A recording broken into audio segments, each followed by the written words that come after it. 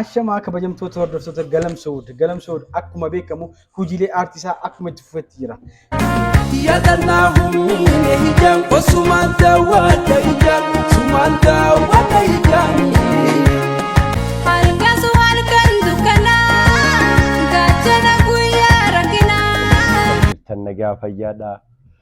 Adda addaan maqaanee jireenyi qulqullee sirraa hafu dandeeyu wayyaan si'an malee sirraa hafu dandeeyu wayyaan si'an malee. Lisaa Galataa Labu namatti argama. Isa wajji turtii goona.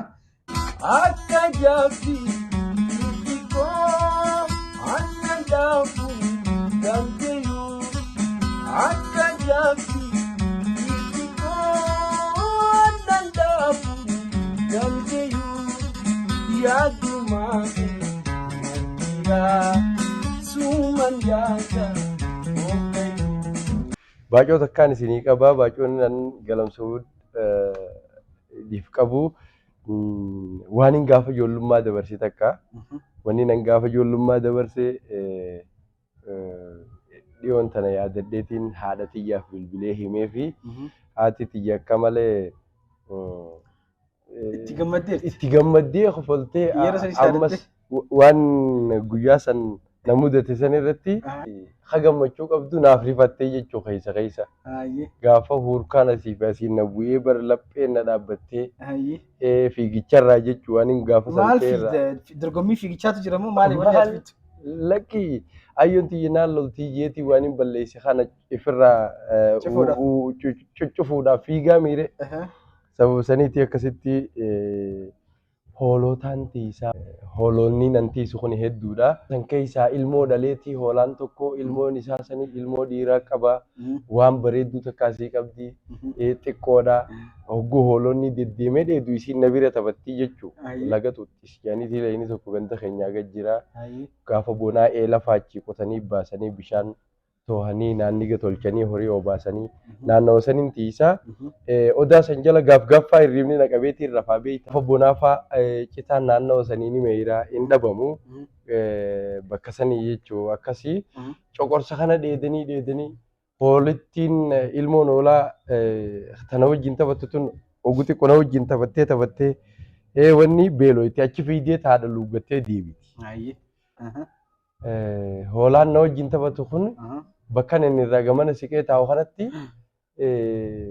fiigeetii luuggatee deebi'aa mire osuma taphannu korkii kookaadhaa tana uree bismaaraan ureetiin mormattiidhaa fi shakshagootii hoolota bareedaa tiishitee bareedaa turte akka malee gaafa san Mustafaa Rawweetiin dhaggeeffadhatee xiqqoo takkaan qabaata hanga kaasitaa akkasitti hoolaan kuni na wajjin taphachuu isaa kanarratti gammachuudhaan qabaa.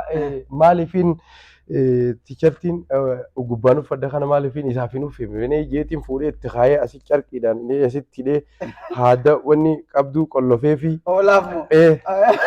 na wajjin taphataa mire ijoolleedhaa barumaan beeku. Amma gaafaan aadaaf waa hundi qollofee fi qamisaa itti kaayee osoo wajjin taphannu ammas yaadatee haadha luuguudhaaf achi fiige. Hoolonni way fiigichaa hoolaan gowwaa arganii beektanii. Hoolaan fiigiinsa fiiguun namaan dhufe jira biyya. Ooyiruu bikkaan antiisu sanirraa ka'ee hoolaan maali ilmoota na dheeyse inni luuggachuuf achi fiige nagiyooma seekuma duraanii oginichi fiigu hoolaan fiigicha hundi qamisatti kaayatiin jira mire yaaboo ayyoon tiyyee nan dhiiftu ogguun jiru jala way laphee na dhaabbattee moojoolleedhaan amma hoolaa eessattiin qaba gaalaa leegee tana kana godhaa bara fiiginsa kana fiiguun biyyaa bahee kiiloomeetira meeqaantam jala fiigee hoolaan jaluma fiiga maal dheessayyee ifiifu xiqqaadhaami dadhabii hoolonni biyyaa bahee bargaa mukni qamisa irra ciree dhaabbateef firraa eegeeti ilmu mati yaasa jee boodara dhaabbatee fi hoolonni bar kadhume kanattiin dhaqee bar booyee bar kiiloomeetira meeqa oriyanii eek huccuun ani itti kaa'e shamizaan itti kaa'e san osoo mukni irra ciree hoolota san dhaabuu baate nageetti hoolaan ni dhabama ni dhumaa'u hoolaan duraanuu gowwaadha takkaraati ati hoolaa eegde turte dura hoolaan eege namni hoolaa eegu gowwaadhaa jaama namni re'ee eegu immoo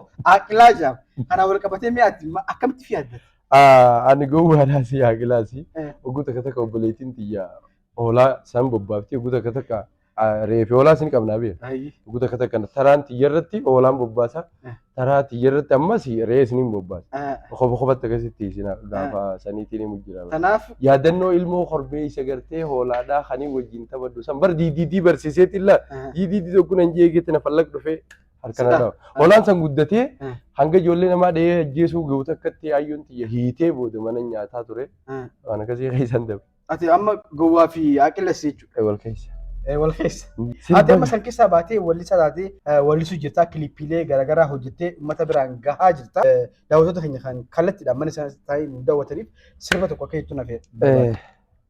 Tole sirbii nan isin afeeru. Qalbiidhaan waa'ee dulaalaa niin beeka hundi naaf galaa dagachuun akkamiin malaa sinna leenjisee jaalalaa. Onnee toojoo walummarraa si harkaa qaba hanga har'aa. Si jaaladhaa onneerraayi atiitu naaf tolchaa jiru tooti. Ani fiifuu kuma heeti onnee fuutee wayi jaalalti teeti. Calamso would subscribe. Galatuma daawwattoota keenya kabajamoo warreen mana keessatti daawwachaa jirtan sirba amma dhaggeeffattan kanaan akka itti bohaartan abdii qabna. Tuba galamsoo haaraa bannee achirratti hojiilee garaagaraa wallistoota keenya kan lafaa dhufaa jiran irra jajjabeessuu akkasumas hojiilee ciccimoo uummanni Oromoo abdiirraa qabaatu hojjanna jennee yaalla. Galatoomaa ulfaadhaan dhufaan tura siin jaa ergaan ati qabduu jiraatee daawwattoota keenyaaf ergaa. Tole ergaan isaanii qabu jabaa tokko jira jabaa uummata Oromootiif ergaadhaan qabaa. Ergaa jabaadhaan isinii qabaa. Ergaa jabaa fuula guureetiin isinitti himaa. Ergaan kiyya jabaan waan kana godhuudha qabdan isin hundinuu dirqamaa jechuudha. Ergaan kiyya jabaan waan isin jaaladhuuf kana jaalattanii jechuudha. Ergaa jabaadhaa kun akkuma isaan siyaatan qofa jedhamte jaaladhaa mucaa kan bakka jaalalaa si hanqatee jira jaaladhaa hunda keessanuu galatooma ulfaadhaadhaa galamsoo sabiskiraayib godha. Nagaan jiraadhaa. Gommankee adii adiyeen qabdiidha. Soddommankee adii adiyeen qabdiidha. Uumaa hunda keessa si fakkiin gadiidha. Si farfachuu malee si duudhiidha. Si duudhiidha. Lamso would subscribe. Ka'ee teenya bal'oo barzaa fi gaggalloo.